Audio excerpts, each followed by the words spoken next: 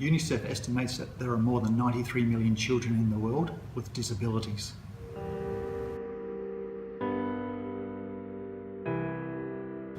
Far too often, children with disabilities are among the last in line for resources and services, especially where these are scarce to begin with.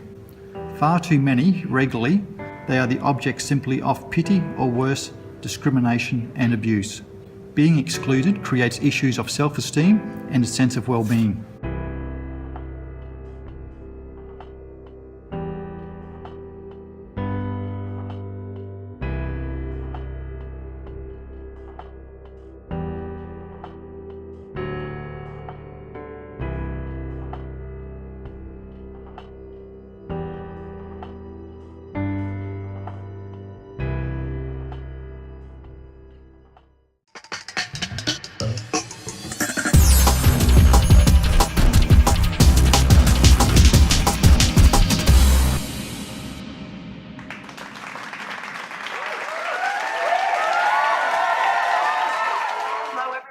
Welcome to Medical Stories. So on today's show we'll be discussing about limb amputation and the solutions that a designer has come up with to help amputees. And we've got a super interesting case on an 8-year-old boy, Dario, and how the IKO is a prosthetic company that has used Lego to help him.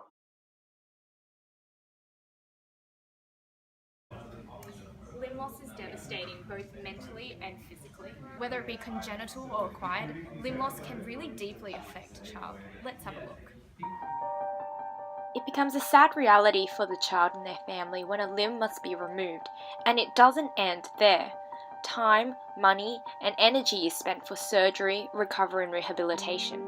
The National Centre for Health Statistics indicates that there were more than 1,285,000 persons in the US living with limb loss in 1996. This statistic is rising, with the number of amputees expected to increase, and the number of persons requiring a prosthetic is also expected to increase. Our sources from the American Academy of Orthotists and Prostheticists indicates that there are simply insufficient expert prostheticists in their field. Insufficient experts and technologies means that there needs to be a greater push for funds and for research and education to help these limb loss sufferers. In Colombia, I was fortunate enough to meet with 8-year-old boy Dario who had his arm amputated from his elbow. He is just one of these large statistics that needs help from prosthetic experts. Luckily, Carlos came along and he developed the Lego prosthetic arm and was able to help Dario. Everyone, let's give a warm welcome to Carlos.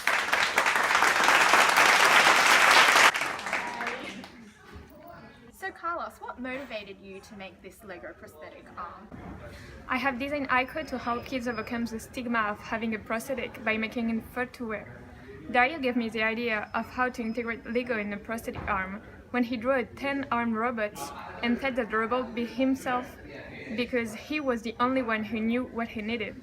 The most urgent needs for such prosthetics are in poor and war-torn countries, so they are my priority. Our competitors for now are mainly customized low-cost 3D printed prosthetics designed for children, and we are doing some research in this field too. Thank you, Carlos. That was amazing. Now, we know that limb prosthetics can really help the functionality for a child, but it can also help emotionally. Now we have Amelie to come from Sydney Children's Hospital and talk to us about how prosthetics can really improve the self-confidence of a child. Amelie, in your experience, what are the common difficulties you face with child amputees? Amputee management is never simple. It takes a lot of time and effort by the amputee's family, friends, and the healthcare team. The case becomes even more complicated when it's a child amputee. Amputee children are profoundly impacted by every aspect of their life, mentally, emotionally, physically, and spiritually. And one of the most persistent problems of amputee children is the reaction of their peer groups to his or her disability. Greater number of rejecting attitudes or bullying is expressed towards amputees. So the child feels alienated, which could lead to depression later on in their life. And what are your thoughts on overcoming these difficulties? Firstly, emotional support is extremely important. As parents, they love their children, but most of them are unable to and accept the child's limitation. So they need to be their child's strength and support. And secondly, it is very important for prosthetists to understand the impact of amputation on the child and his or her family, and develop products that are relevant and uplift the level of confidence of the child amputee. Thank you, Amelie. That was really insightful. So it becomes obvious to us that limb amputation can cause these feelings of alienation, and the issue is now that there needs to be something for these children to help them feel less excluded and more accepted by other children. So, Carlos, what do you think? What do you think are the main reasons why children would want this arm? There are three main reasons. First, the ICO arm enhances children's creativity. Second, it is functional. And third and most important, it gives them a sense of belonging and fosters social connections. Absolutely, Carlos.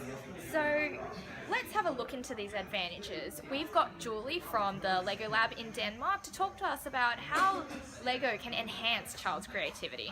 Hi, Julie. Hi, Natalie. The IQ is a creative system designed for kids to explore and empower their creativity in a playful, social, and friendly way. The IQ system allows children with prosthetic limbs to transform the practical into fantastical. So rather than fingers, they can replace the missing arm with a spaceship, a digger, a laser, or even a Lego parrot hook. Allowing children to create their own prosthetic using Lego has shown positive results. Kids stop thinking about their handicap as a loss, but they see it as an opportunity. In addition, Lego bricks are combining both scientific and artistic kind of creativity.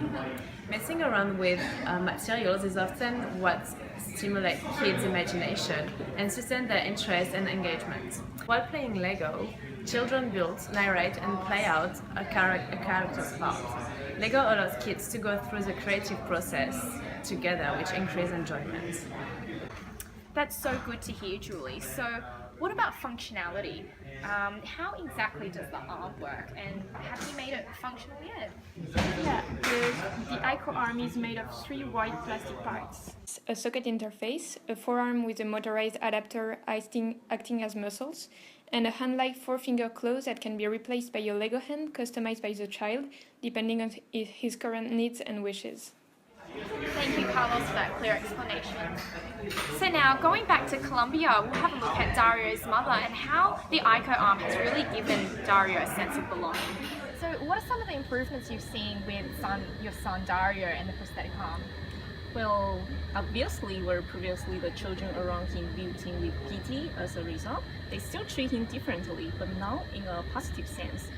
And my son Dario, with his robotic arm, I would say that he has become much more comfortable interacting with other children. I'm happy that Dario and his family now have a better life. Carlos, what's next? How would you like to move forward with this?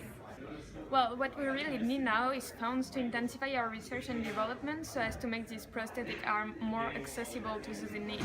So we also plan to partner with strategic companies such as Marvel or Nintendo to allow the system to offer a bigger flexibility and be more accessible in prices to the public. So we're calling out all charities to help sponsor the IKO's Lego compatible prosthetic arm and help fund this incredible project so that it can continue to move forward. But that's all for today's show. Thank you for watching, and hope to see you next week with more medical stories.